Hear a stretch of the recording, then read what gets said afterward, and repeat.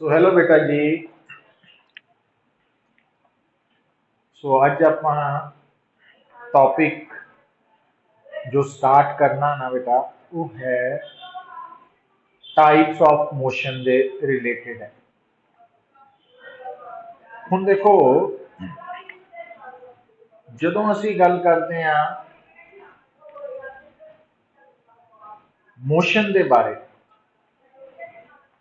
ਤਾਂ मोशन ਦੇ ਆਪੋਜ਼ਿਟ ਅਸੀਂ ਇੱਕ ਟਰਮ ਯੂਜ਼ ਕਰਦੇ ਆ ਰੈਸਟ, है ना। ਹੁਣ ਜੋ ਰੈਸਟ है ना बेटा, तो रेस्ट के बारे भी थानू क्लीयर होना पैना। एक्चुअली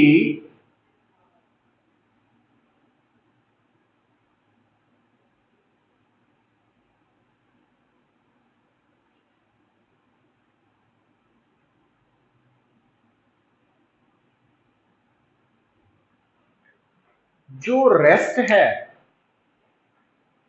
एक है परमानेंट रेस्ट।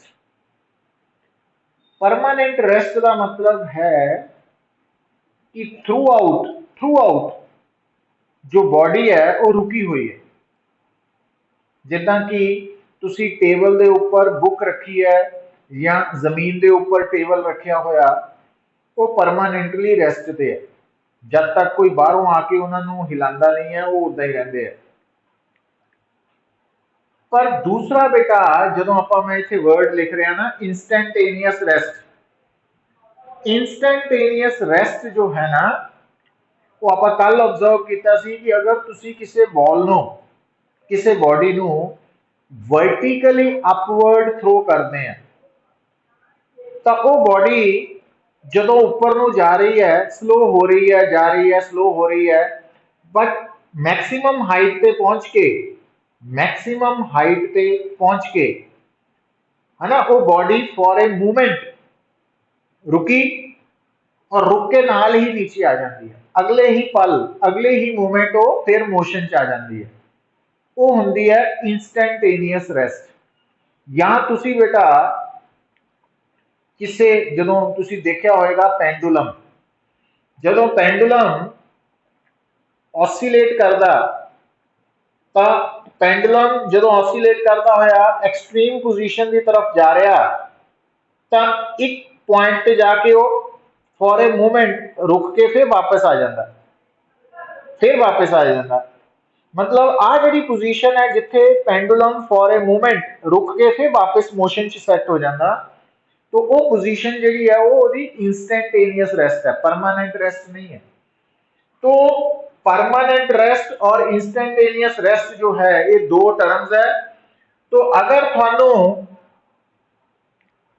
इंस्टेंटेनियस रेस्ट दे करैक्टरिस्टिक्स के बारे पूछा जाए, जदों भी बेटा बॉडी इंस्टेंटेनियस रेस्ट दे विच है तो उस मूवमेंट ते ओदी वेलोसिटी तो जीरो है, वेलोसिटी जीरो है, बट एक्सेलरेशन नॉन जीरो है। और जो बॉडी परमानेंट रेस्ट पे है तो उस वक्त बॉडी की वेलोसिटी भी जीरो है बेटा और एक्सेलरेशन भी जीरो है। तो जो तुसी रेस्ट के बारे गल करते हैं तो थानू रेस्ट के बारे भी क्लैरिटी होनी चाहिए है, क्योंकि जो आप वर्ड रेस्ट यूज करते हैं उसका मतलब परमानेंट रेस्ट ही है, बट रेस्ट की दूसरी अदर टाइप जी इंस्टेंटेनियस रेस्ट भी है। तो इंस्टेंटेनियस रेस्ट और परमानेंट रेस्ट को डिस्टिंग्विश करने लई थानू दिमाग की रखना पड़ेगा कि इंस्टेंटेनियस रेस्ट के दौरान उस वक्त बॉडी की वेलोसिटी जीरो है बट एक्सेलरेशन नॉन जीरो है, और परमानेंट रेस्ट के वेलोसिटी भी जीरो है और एक्सेलरेशन भी जीरो है। तो एक करैक्टरिस्टिक्स है instantaneous rest and permanent rest. हुण असी बेटा शिफ्ट हो रहे हैं नैक्सट जो टॉपिक सी मोशन के बारे। हुण क्योंकि तुसी लोग मोशन के नाल related different terms distance displacement है ना, velocity, average velocity, acceleration, average acceleration, then speed, average speed, सारा कुछ सानू थोड़ा थोड़ा आइडिया हो चुका हो। तो हुण असी मोशन दे नाल रिलेटेड जो डिफरेंट कंसैप्ट्स है उन्होंने ईजिली समझ सकते हैं, फॉलो कर सकते हैं, प्रोवाइडेड असी स्पीड और एवरेज स्पीड का फर्क दिमाग च रख के चलते हैं।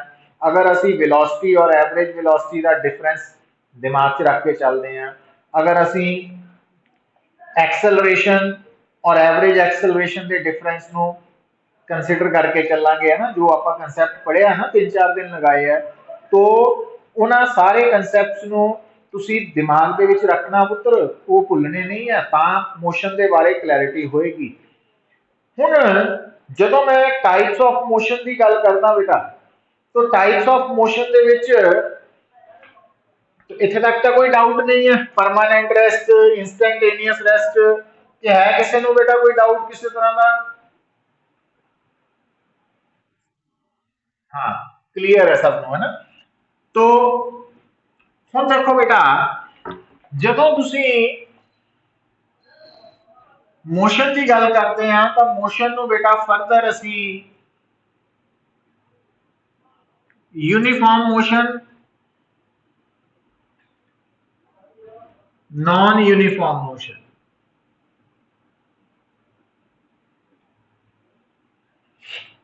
हुण थानू कितना पता लगेगा कि जो ऑब्जेक्ट है, जो पार्टिकल है, उसका मोशन यूनिफॉर्म है, ठीक है।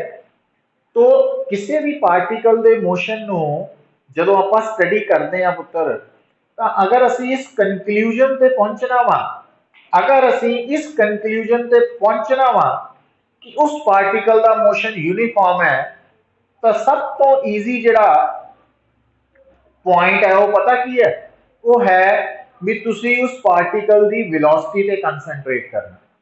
तो जे तुसी किसी भी पार्टिकल की जिहड़ा तुहाडे सामने मूव कर रहा, अगर तुसी ओहदी वेलोसिटी के बारे इंफॉर्मेशन लेने आ, तां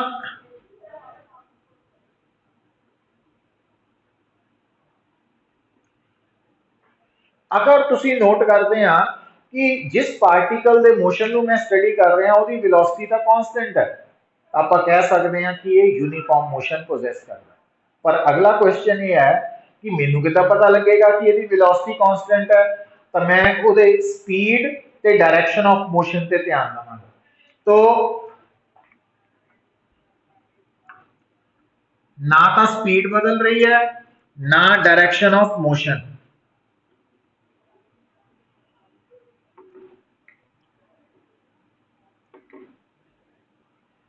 अच्छा, होर मैनू कितना पता लगेगा बेटा कि जिहड़ा पार्टिकल का मोशन है वो यूनिफॉर्म मोशन है, एक्सेलरेशन 0 होनी चाहिए।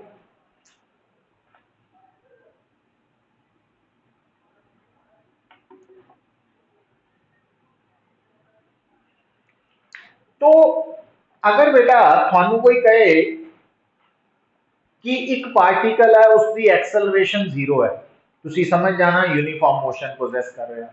अगर थानू कोई कहे कि पार्टिकल जो है उसकी वेलोसिटी कांस्टेंट है, तुसी समझ जाना यूनिफॉर्म मोशन पोजेस कर रहे हैं। अगर थानू वो कहे कि पार्टिकल की जिहड़ी स्पीड है वो कांस्टेंट है, तो particle the direction of motion change नहीं हो रही, मतलब पार्टिकल स्ट्रेट पाथ फॉलो कर रहा इन द सेम डायरेक्शन, तो इसका मतलब तुसी समझ जाना कि पार्टिकल का मोशन यूनिफॉर्म मोशन है, ठीक है। हुण जदों थानू ये पता लग गया ना कि पार्टिकल का मोशन यूनिफॉर्म है, तो अगला स्टेप की है बेटा, जदों मैनू ये पता लग गया कि इस पार्टिकल का मोशन यूनिफॉर्म है, तो मैं अगले करैक्टरिस्टिक्स ऑफ यूनिफॉर्म मोशन की नोट कर सकना पुत्र, या कंक्लूजन निकाल लेने हैं कि वैसे आप चेक किया कि नॉर्मली जनरली जो distance covered by an object है, डिस्टेंस की वैल्यू मैग्नीट्यूड ऑफ डिस्प्लेसमेंट के या तो बराबर भी हो सकती है तो ग्रेटर दैन भी, तो याद होएगा ना जब आप लिखे से।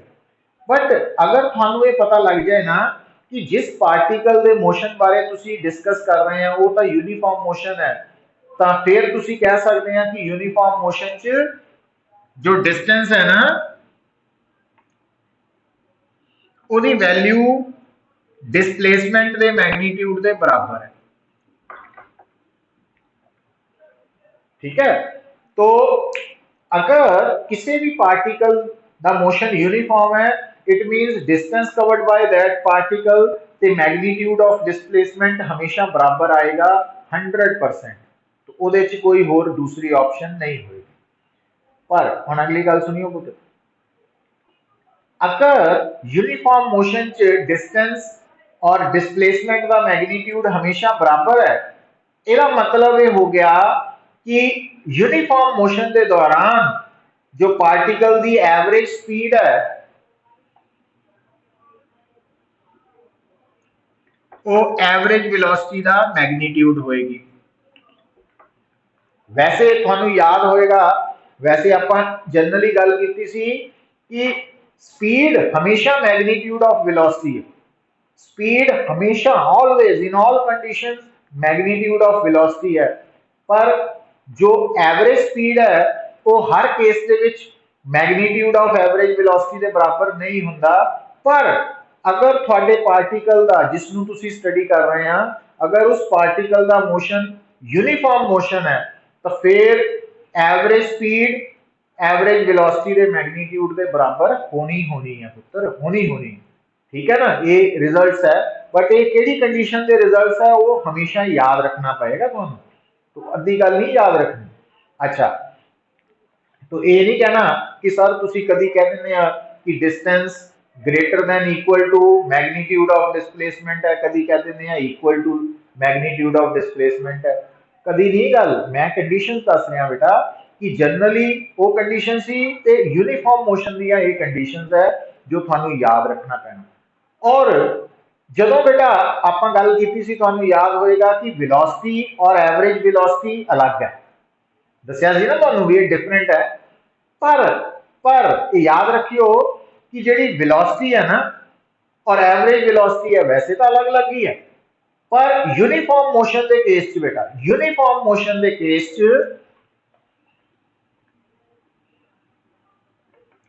वेलोसिटी और एवरेज वेलोसिटी दी वैल्यू हमेशा सेम आएगी। यूनिफॉर्म मोशन के केस च वेलोसिटी और एवरेज वेलोसिटी दी वैल्यू हमेशा सेम आएगी। हुण अगर uniform motion they which velocity and average velocity the value हमेशा सेम आएगी, ਇਹਦਾ मतलब एवरेज वेलोसिटी दी डेफिनेशन तो है डिस्प्लेसमेंट ओवर टाइम, तो ਇਹਦਾ मतलब यूनिफॉर्म मोशन के केस च आपां वेलोसिटी नू dx by dt तो लिखते ही सीगे ना, बट यूनिफॉर्म मोशन के केस च तुसी वेलोसिटी नू displacement by distance time taken भी लिख सकते हैं, पर सिर्फ यूनिफॉर्म मोशन के केस, हमेशा नहीं। तो मतलब ये करैक्टरिस्टिक्स है। तो इदा मतलब जनरली जो कोई मैंने पूछे कि वेलोसिटी की है तो वो है rate of change of velocity, rate of change of position with respect to time. पर जे यूनिफॉर्म मोशन की गल है तो मैनू ये तो याद है ही है कि velocity rate of change of position with respect to time है, पर नाल मैनू ये भी याद होना पैना, रखना पैना कि वेलोसिटी तो एवरेज वेलोसिटी के बराबर होती है यूनिफॉर्म मोशन, दोनों च कोई फर्क ही नहीं रहता, बराबर आती वैल्यू। ਇਹਦਾ मतलब यूनिफॉर्म मोशन ਲਈ मैं वेलोसिटी ਨੂੰ डिस्प्लेसमेंट ओवर टाइम टेकन भी लिख सकता, otherwise displacement over time taken average velocity की डेफिनेशन है ना। तो ये करैक्टरिस्टिक्स है जेडे थानू पहचान होनी चाहिए है, याद रखने पैणगे। तो हुण तुसीं देख रहे हैं कि यूनिफॉर्म मोशन की पहचान करने के लिए तुसीं वेलोसिटी तो भी पहचान कर सकते हैं कि वेलोसिटी कॉन्स्टेंट है, तुसी यूनिफॉर्म मोशन की पहचान इतों भी पता लगा सकते हैं कि मैं जिहड़े मोशन नू स्टडी कर रहा हूं उहदे दौरान स्पीड ते डायरैक्शन ऑफ मोशन सेम रहिंदे हैं, तां भी यूनिफॉर्म मोशन है। मैं यूनिफॉर्म मोशन की पहचान इतों भी कर सकता कि एक्सेलरेशन जीरो है। तो जदों मैनू एक बार ये कन्फर्म हो गया कि जिहड़ा मोशन मैं स्टडी कर रहा वो यूनिफॉर्म मोशन है, तो मैनू याद रखना पैना नाल कि इस मोशन च डिस्टेंस और मैग्नीट्यूड ऑफ डिस्प्लेसमेंट बराबर ही है। इस मोशन दे विच जो एवरेज स्पीड है वो मैग्नीट्यूड ऑफ एवरेज वेलोसिटी के बराबर ही है, और यूनिफॉर्म मोशन दे विच वेलोसिटी और एवरेज वेलोसिटी भी बराबर ही है, और स्पीड और एवरेज स्पीड भी बराबर ही है।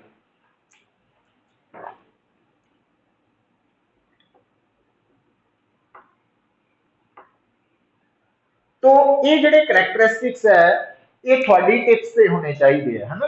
तो इन्हों याद रखना पैना, ये थोड़े दिमाग च घूमने चाहिए। तो ਉਹਦੇ ਨਾਲ ਤੁਸੀਂ यूनीफॉर्म मोशन ਦੇ ਨਾਲ रिलेटेड डिफरेंट प्रॉब्लम्स ਨੂੰ ਈਜ਼ੀਲੀ ਸੋਲਵ ਕਰ ਸਕਦੇ। तो ये तो सी बेटा regarding uniform motion and it's characteristics. तो इस तक बेटा किसी को कोई किसी तरह का डाउट? आर्यन, आर्यन, चित्राक्ष,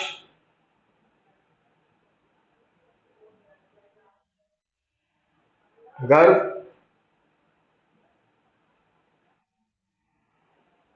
विश्व, कृष्णा, लाव्या, भाव्या, खुशी, मान्या,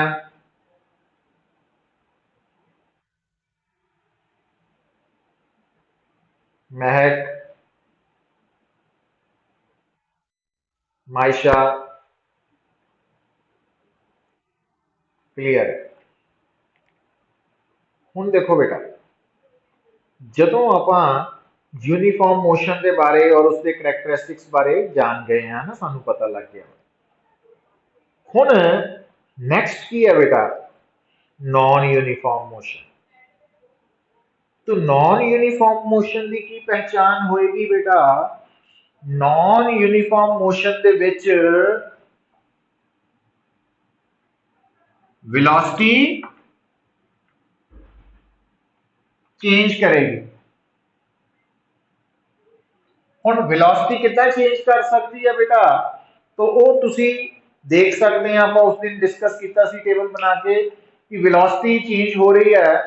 तो ये डायरैक्ट भी पता लग सकता स्टेटमेंट दिता, या जिहड़ी बॉडी मूव कर रही है उसकी स्पीड चेंज हो रही है तो डायरेक्शन ऑफ मोशन सेम है, या स्पीड कांस्टेंट है डायरेक्शन ऑफ मोशन चेंज हो रही है, या स्पीड और डायरेक्शन ऑफ मोशन दोनों ही चेंज हो रहे हैं, तो असी कहांगे कि वेलोसिटी चेंज हो रही है ना। तो वो सारा माइंड च रहने चाहिए पॉइंट्स। अच्छा, और अगर बेटा वेलोसिटी चेंज होनी है तो एक्सेलरेशन प्रोड्यूस होएगी। इसका मतलब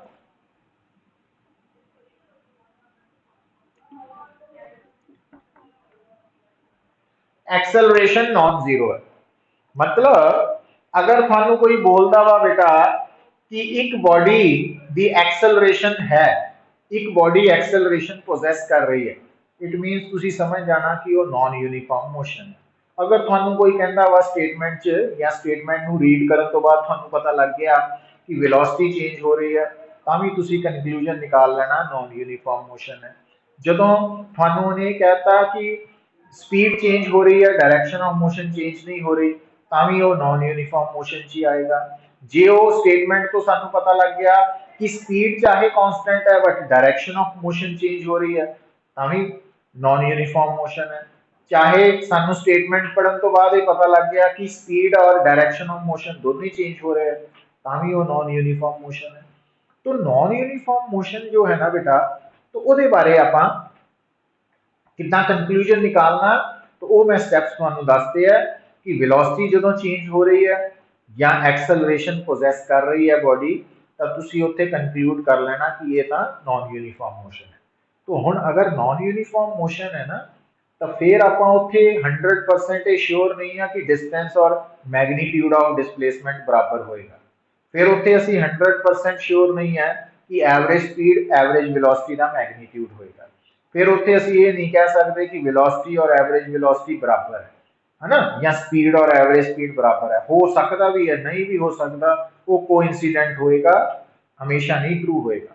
तो इस कारण करके जदों भी आपां मोशन के बारे स्टडी करते हैं ना, तो असी मोशन नू एक तो 1D 2D 3D के टर्म च देखते हैं, दूजा असी उन्होंने देखते हैं कि यूनीफॉर्म मोशन है कि नॉन यूनीफॉर्म मोशन। तो अगर यूनीफॉर्म मोशन है तो पहचान और करैक्टरिस्टिक्स थानू मैं नोट करवाते, और नॉन यूनीफॉर्म मोशन की पहचान आप नोट कर ली। करैक्टरिस्टिक्स बारे डायरैक्टली नहीं करना, क्योंकि नॉन यूनीफॉर्म मोशन भी फर्दर दो कैटागरीज च डिवाइड होएगा, ठीक है ना, उन्होंने आप सैपरेटली पढ़ांगे। तो हुण बेटा अगर आप इसको अगे प्रोसीड करना तो थानू हुण इत्थों ग्राफ्स भी मिलणगे। ग्राफ्स तुसी नोट करोगे कि थोड़े सामने डिफरेंट ग्राफ्स आएंगे, है ना। ग्राफ्स बेसिकली की है कि जिहदे विच आपां एक डिपेंडेंट क्वांटिटी है, एक इंडिपेंडेंट क्वांटिटी होंदी। तो इंडिपेंडेंट क्वांटिटी के चेंज होने नाल जो डिपेंडेंट क्वांटिटी च वेरीएशन आ रही है उसनू जदों असीं प्लॉट करते हैं तो उन्होंने असीं ग्राफ बोल देने हैं ना, जिद्दां तुसीं 9th 10th च प्लॉट कीते ही होंगे। तो हुण बेटा इत्थे ग्राफ्स भी आएंगे और ग्राफ की जी शेप है ना, शेप वो डिपेंड करेगी कि जिहड़े दो वेरीएबल्स दे विच असीं ग्राफ प्लॉट कर रहे हैं उन्हां दा आपस च की रिलेशन है ना। रिलेशन का मतलब की है मैं हुणी दसदा तुहानूं बेटा। तो देखो हुण अगर आपां नूं ये कंसैप्ट क्लीयर हो गया यूनीफॉर्म मोशन बारे कि यूनीफॉर्म मोशन का पता लग गया तो उस तो बाद असीं किहड़ा करैक्टरिस्टिक्स नूं यूज करके रिजल्ट तक पहुंचना। तो हुण आपां बेटा पहला जनरल डिस्कशन करनी है जिहने साडा काम आना, बड़ी हेल्प करनी है। तो लिख लो ग्राफ्स। तो ग्राफ्स वर्ड लिख लो।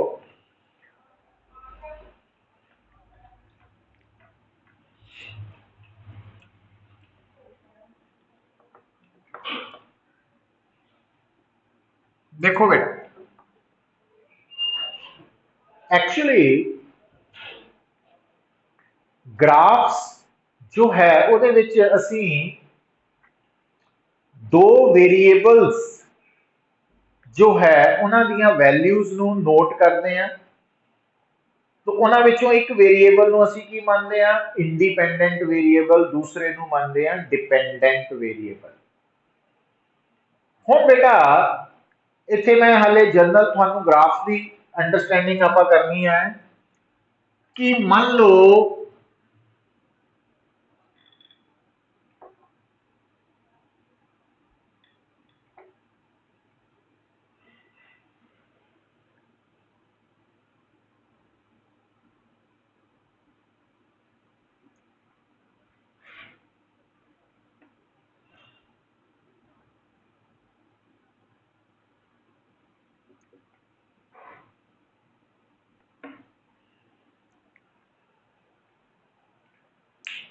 तो बेटा इत्थे एक्स नूं पोजीशन नहीं समझना, है ना। इत्थे एक्स और वाई दो सिंबल्स है और ये जिहड़े दो सिंबल्स है इन्हां विचों एक एक्स और वाई चो एक्स इंडिपेंडेंट है और वाई उस ते डिपेंडेंट है। मतलब एक्स की वैल्यूज नूं चेंज करन ते वाई की वैल्यू जिहड़ी वेरीएशन आ रही है तो इस करके वाई नूं डिपेंडेंट और एक्स नूं इंडिपेंडेंट मान लिया। हुण बेटा एक्स और वाई ये जिहड़े दो वेरीएबल्स है इन्हां दा जिहड़ा आपस च रिलेशन है ना वो रिलेशन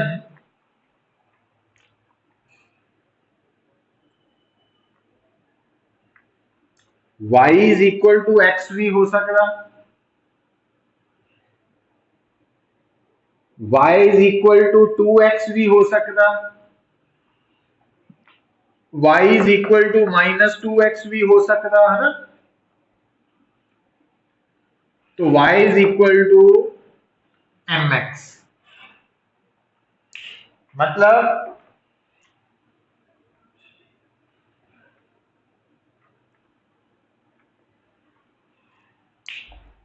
तो आ जो टर्म्स है वो m है और इस m नू ना तुसी टेक्निकली आपा बेटा की बोलते हैं, शायद तुसी नाम सुनिया ही होएगा स्लोप।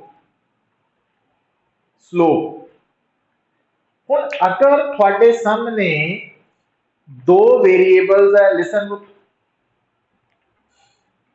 एक वेरिएबल y है दूसरा x है और तुसी ये नोट कर रहे हैं इन बिटवीन इक्वालिटी साइन है और x multiplied with some value m है। तो m की वैल्यू 1 भी हो सकती है, -1 भी, 2 भी, -2 भी, हाफ भी हो सकती है, 3/2 भी हो सकती है, कुछ भी हो सकती है, तो पॉजिटिव नेगेटिव भी हो सकती है। तो ये जी m की वैल्यू है ना इनू असी स्लोप बोलते हैं। क्यों बेटा क्योंकि ਜਿਹੜਾ y is equal to mx form ਹੈ ਨਾ, ਇਹਦੇ ਵਿੱਚ ਜਦੋਂ ਵੀ ਗ੍ਰਾਫ ਪਲਾਟ ਹੋਏਗਾ ਤਾਂ ਉਹ ਸਟ੍ਰੇਟ ਲਾइन ਹੋਏਗੀ, inclined straight line, inclined straight line वाला ग्राफ आएगा हमेशा, ये पहचान है।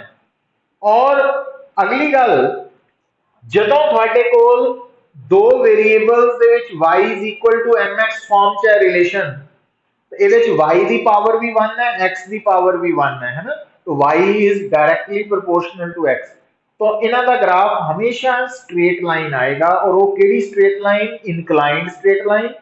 और इनक्लाइंड स्ट्रेट लाइन ओरिजिन चो पास करेगी अगर y और x का रिलेशन केड़ी फॉर्म च है? y is equal to mx। मैं एग्जांपल नाल भी दसांगा तुहानू। पर दूजे पासे बेटा देखो, हुण y की वैल्यू 1x प्लस 3 भी हो सकती, या y की वैल्यू 2x माइनस 3 भी हो सकती है ना, या y की वैल्यू माइनस 2x प्लस 5 भी हो सकती। मतलब y is equal to mx plus c।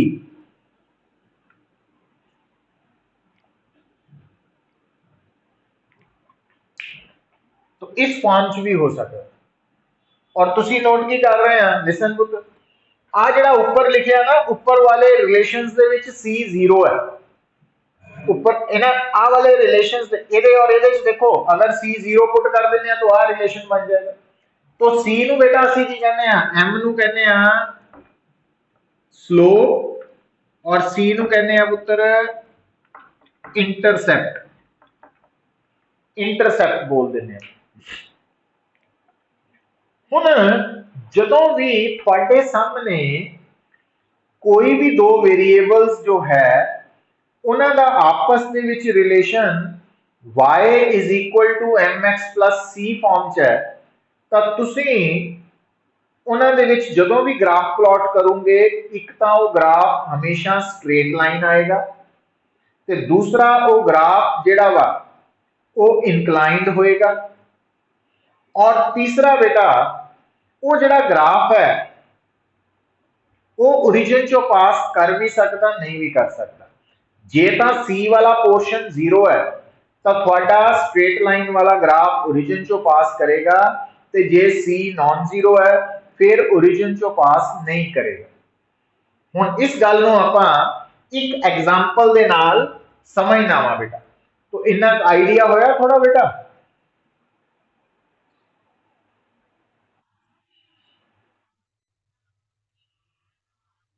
हाँ, उच्च ओरिजिन, क्योंकि सी 0 है ना।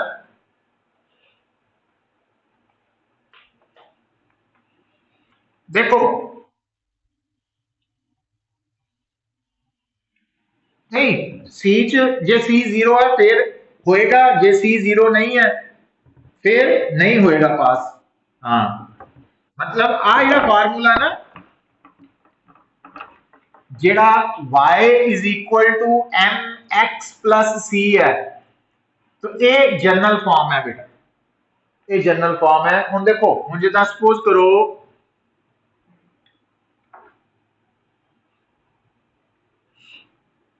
x एंड y, और इस केस दे विच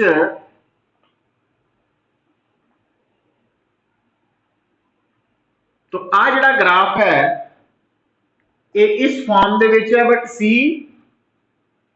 0 है, ਇਹਦਾ c 0 है। और ਇਹਦੇ ਵਿੱਚ m ਦੀ वैल्यू कितना निकालनी है? m मैं बेटा की दसिया ਤੁਹਾਨੂੰ,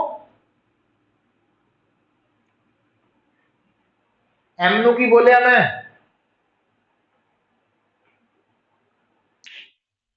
स्लोप। स्लोप का मतलब समझते हैं बेटा?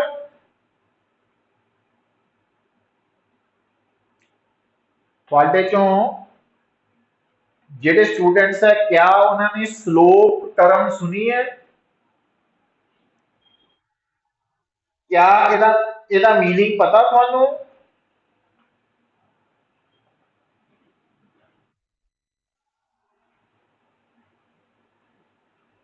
स्लोप, स्लोप बेटा,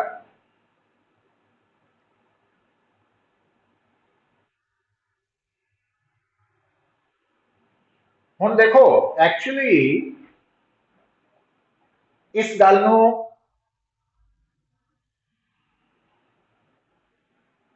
हुण इहनूं बेटा इदां समझो तुसीं हुण तुहाडे नॉर्मली की हुंदा जदों आपां किसी भी घर की गल करते हैं तो घर जिहड़ा वा ना साडा वो सड़क नालों थोड़ा उच्चा हुंदा। हुण घर ते सड़क नूं जोड़न लई असीं जिहड़ा रैंप बनाने आ ताकि उस रैंप के उपर कोई व्हीकल घर के अंदर या बाहर आ जा सके, है ना। तो रैंप बनया हुंदा बेटा तुहाडे घर के गेट ते सड़क दे विच ना रैंप बनाया हुंदा। हुण वो जिहड़ा रैंप है ਉਹਦੀ ਜਿਹੜੀ ਢਲਾਨ है ना, ਢਲਾਨ कह लो या चढ़ाई कह लो पंजाबी च, तो जिन्नी ढलान तिखी होएगी, मैं पंजाबी च समझा रहा पहला, तिखी ढलान या तिखी चढ़ाई का मतलब की है कि जे आप पहाड़ से जा रहे हैं हिली एरिया तो जे सड़क इदा वा सड़क तो उत्थे ड्राइविंग करनी मुश्किल है, क्योंकि ये इनू कहने हैं चढ़ाई, तिखी चढ़ाई, ज्यादा स्लोप।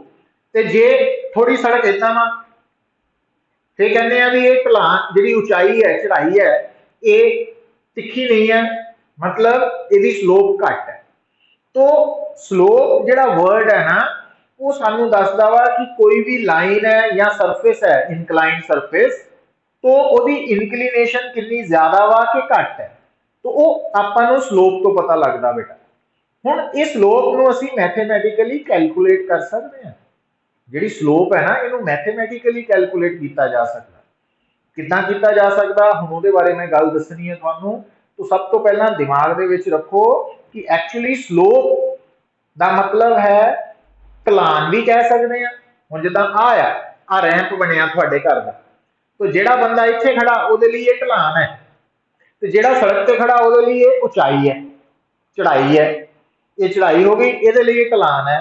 और ये जी ढलान है या चढ़ाई है ये जिन्नी ज्यादा तिखी होएगी इदा उन्नी स्लोप ज्यादा होएगी, जिन्नी ये स्लोप घट रही है।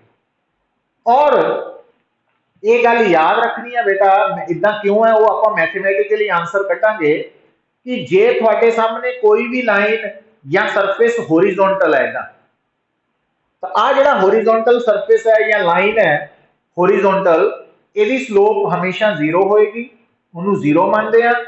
ਤੇ ਜਿਹੜੀ ਲਾਈਨ ਜਾਂ ਪਲੇਨ ਪੂਰਾ 90 ਡਿਗਰੀ ਤੇ ਹੈ ਇਦਾਂ, तो ਇਹਦੀ स्लोप इनफाइनाइट ਮੰਨਦੇ ਆ, इनफाइनाइट स्लोप। इदां क्यों ਮੰਨਦੇ ਆ बेटा स्लोप ਨੂੰ, ਉਹਦੇ ਬਾਰੇ ਹੁਣ ਆਪਾਂ ਗੱਲ ਕਰਨੀ ਹੈ, मैथमेटिकली करनी है। बट एक गल समझ जाओ कि स्लोप ਜਿਹੜੀ टर्म है ਇਹਦਾ कंसर्न ਕਿਹਦੇ ਨਾਲ है, लाइन दे नाल भी हो सकता, लाइन दे नाल भी हो सकता, ते इनकलाइंड प्लेन दे नाल भी हो सकता, प्लेन नाल भी हो सकता।